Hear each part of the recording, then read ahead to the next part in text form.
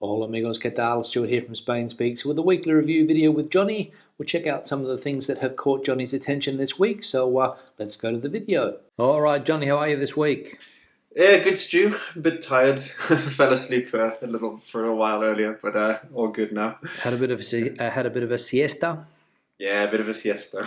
Nobody called you during that time, of course, because you're on the Robinson list. Yes, indeed. No calls. Nobody bothered me during my siesta. So yeah, nice. No annoying calls during the siesta, which is good. Yeah, I'm yet to add myself to that list, but I'm going to do it shortly because they are a real pain. Those phone operator callers that ring you up in the middle of the day and also quite late at night. I think somebody called me up the other night at about 9 p.m. So pretty late. Oh yeah. Yeah, they can go quite late. I remember we discussed that, yeah. Exactly, they can. All right, what's on the agenda? All right, so let's start with the rider law, which we talked about, must have been a few months ago now. Anyways, the time has come for that to be effectively implemented. And particularly this impacts Deliveroo. Deliveroo have decided, or at least have started to discuss, ending their activities in Spain. Yeah. Okay. So we'll go through just what this rider law is quickly. So it's a law that the Spanish government passed a few months ago now, probably maybe 3 or 4 months, and it meant that people that ride motorcycles or basically delivery riders for these companies, right? Deliveroo, Just Eat, a Spanish company called Glovo, any others that I haven't mentioned. Uber Eats, Just Eat. Uber Eats, Just Eats, right. So all of those delivery companies. And the law meant that those companies had to hire the workers as contracted workers, right? They weren't allowed to have false self-employed, as they call them here. Yeah, so on an employment contract was the key there. That's right. That's right. That there was an employment relationship between the company and that's exactly right. That's exactly right. So the company has to pay for the social security costs and all the other benefits that the workers receive being on a permanent contract. Exactly. Yeah.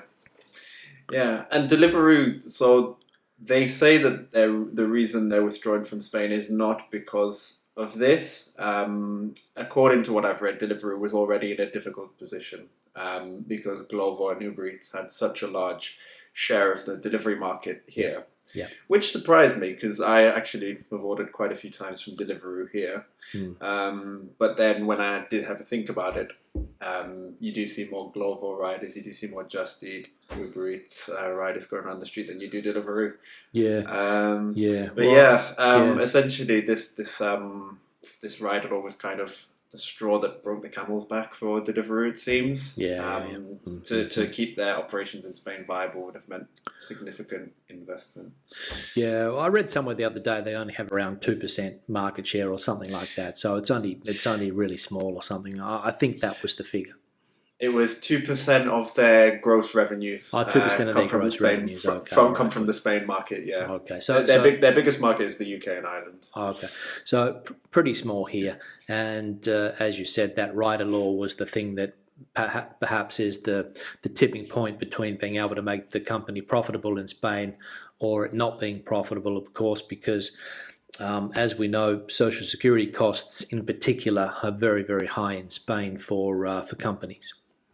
Yeah, because your employer does contribute a significant amount of the social security costs.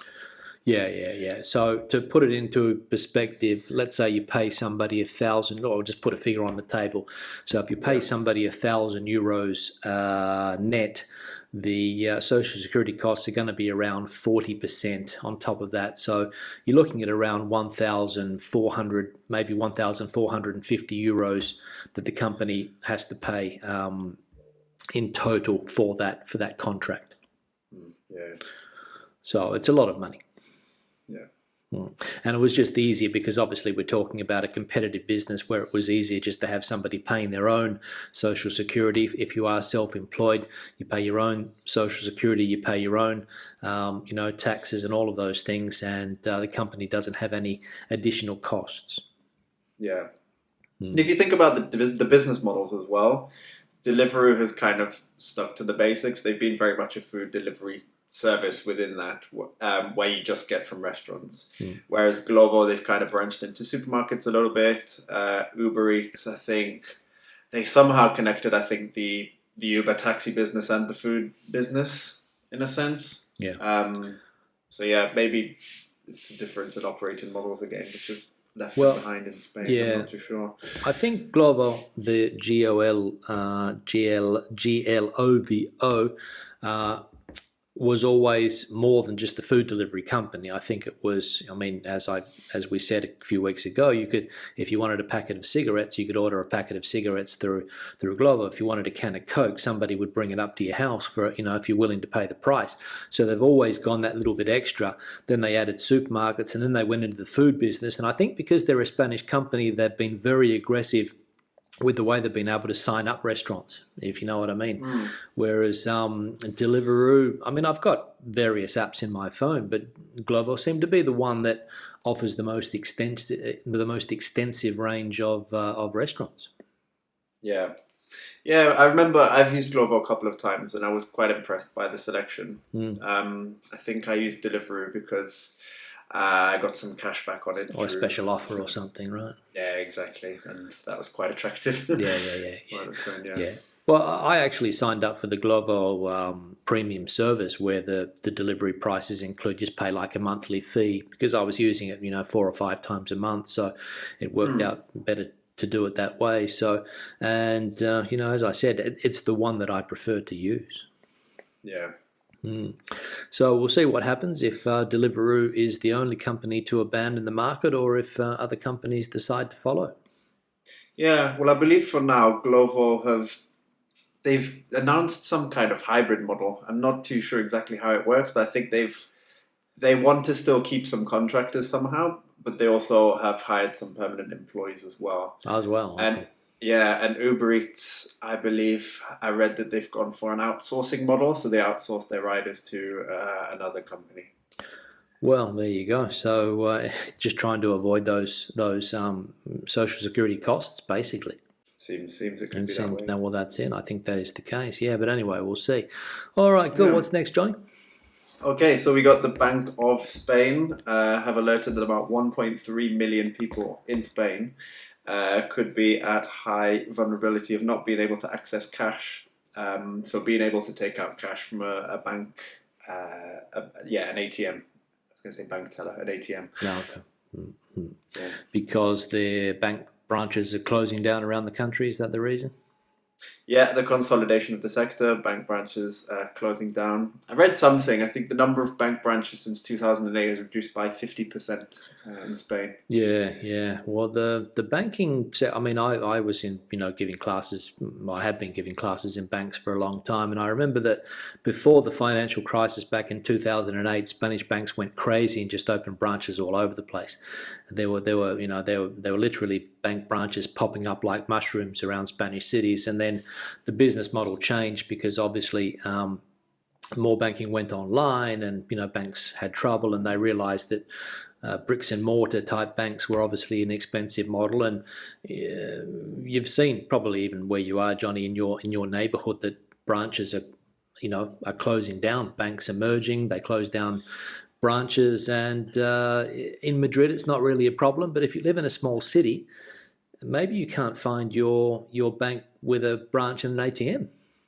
Exactly. Well, something that's gone through my mind is I've seen many instances of, now following, of course, CaixaBank and Bankia.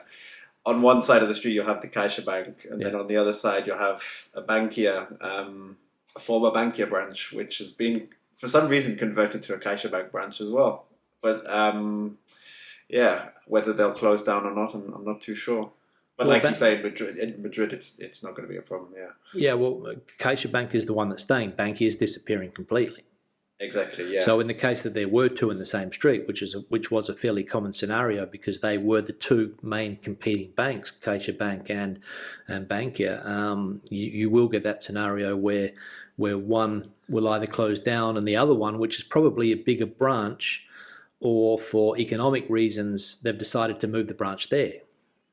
Yeah, that would be what I thought as well. In the case of because I'm a CaixaBank client, in the case of my bank, I got an email on the 15th of July telling me that the bank was closing during the month of August.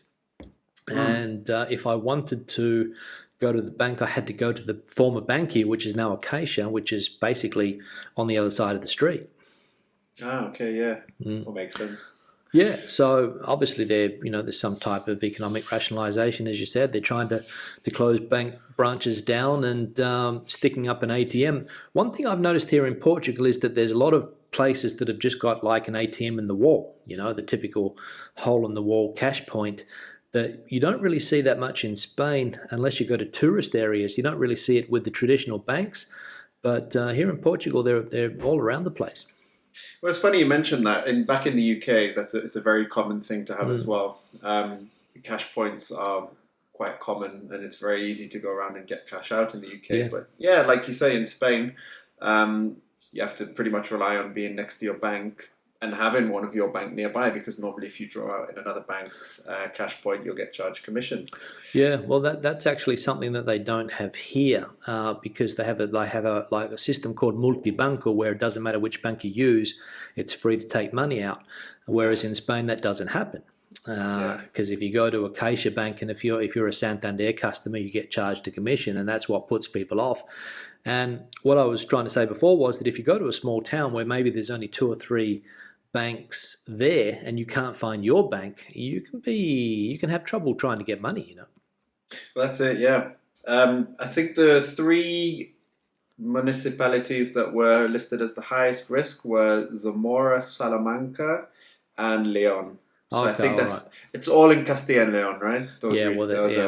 Because we're probably talking about villages with a small population. Yeah. The bank ING have a system where you can take out money at a supermarket. You can go to a supermarket, and I can't remember what it's called. I think it's called Twip Cash or something, where you buy something at a Dia supermarket and you can get a cash withdrawal at the same time. That's a system that they use in Australia. It's called FPOS, I think, in Australia. And it's quite handy that you don't actually have to go to a bank. You just go to your local supermarket, buy your groceries, and then get $100 in cash out at the same time, and that gets automatically taken out of your bank account. So maybe they should look into doing something like that. Yeah, well, I think you can get that in the UK as well. You can get cash back at the till when you pay with your card. Yeah. But yes, some of the solutions that the Bank of Spain have suggested is like the hole in the wall, like you suggested. Yeah. They suggested financial agents, so specialists within the finance sector. It's suggested at the post office. So that could be an interesting solution as well, because there's no lack of Correos offices around Spain. Yeah, but again, if it's an ATM, no problem. But if you had to go into the post office to get it out, you'd be standing in a queue for a long time. That's true. Yeah. Yeah, that's true. Because that's one place where queues haven't disappeared, the post offices. But anyway, yeah, so it could be a problem that people are excluded from the cash system. So again, moving towards that cash-free society, Johnny. Yeah, it does seem that way. Yeah, it does. All right, good. What's next? Yeah, and staying on the digital theme, I think it was from this week that Spain are now producing the new DNI documents with enhanced security and the ability to download it on your mobile phone. Oh, really? Yeah. Yeah, all part of this digital transition, I suppose, that the government is moving towards. Mm-hmm. But I believe this is an EU-wide initiative as well. Oh, is it? I think the European Union has some kind of involvement, whether it's to do with the enhanced security features of the document, or also being able to download it on your mobile phone. Because I know France, in France they used to have like paper laminated ID cards, and now I think they've come out with a hard copy as well recently. Yeah, paper laminated for foreign people. For French citizens as well. Oh, for French as well. Yeah. Okay, because in Spain, EU citizens before this year, they didn't get a plastic card. The EU citizens got like an A4 piece of paper. I don't know whether it was laminated or not, but there was no TIE card necessary for a lot of EU citizens. I think that's changed. I'm not sure, but yeah. It used to be an A4 piece of paper. Yeah. And then, because I arrived in Spain while the UK was still in the EU, so I got one of the small green A4 paper cards. Oh, That's what EU citizens get today. Yeah. But they need to carry ID with them as well. Okay. So the TIE card, I think it's called, is not a digital model. It's still it's just the normal. It's not like the digital DNI that you're talking about, right? For foreign people. Yeah, no. For foreigners, you still got the physical document. It doesn't have a chip in it. No, I don't think so. I mean, you couldn't use it to get through like airport security, for example. No. It's just a residency document. Yeah. Well, not only that, but also Spanish people with their electronic DNI can also do online transactions with all of the government agencies quite well. That's true. That we can't do. Yeah, that's true as well. So in our case, we need the digital certificate, or we need to be on Clavipin, or that's whatever. it. Yeah. Whereas it's a lot easier. So, is there any talk of making it easier for foreign residents or not? Not that I've heard of, but this could be. If this is a step for Spanish nationals, then maybe for foreigners it will follow suit in the near or distant future. When, who knows? But the digitalisation of documents, it does seem to be a common theme. I know they've done it in the UK for EU residents that arrived before the Brexit date over there. They want to give them a digital document. Yeah. Yeah. Do you have an ID card in the UK? No. No, we don't. In the UK, we just use driver's license as ID. Yeah. So there's no nationwide ID card or anything like that. No talk about getting one either, I suppose. I think the Labour government wanted to introduce it back in around the 2010s. Okay. So there has been talk. But it was scrapped, or it was discarded, taken off the table. Yeah. Mm-hmm. Which in the UK, it's fine. But then, for example, when I've lived in France and I've had to go to the post office, they wouldn't accept my driver's license as proof of ID. So you'd have to carry your passport as ID, which is it's a bit of a pain. Yeah, well, I think in Spain they accept both, don't they? You can do things with your driver's license. I found them a bit more flexible here on ID. Yeah, than in France. Yeah. I think passport, ID card, or driver's license, as long as there's a photo and it's official, I think you're okay. Yeah, exactly. And it is something that you definitely need in Spain, because basically virtually everywhere you go, they ask you for this thing. If you want to join the gym, you need to have your card. If you want to do anything at all, you have to have your card. Yeah, the classic "Dame tu DNI." That's it. Yeah, and I don't know how many times. I mean, I carry like a scanned copy in my phone because they ask you for it everywhere you go, and you quite often have to give a hard copy as well. Yeah, it makes sense. Now that I think about it, you can get a digital driver's license in Spain if you're regardless of whether you're Spanish or a foreigner. If you have the DGT app. The Tráfico app, you can get a digital driver's license in there.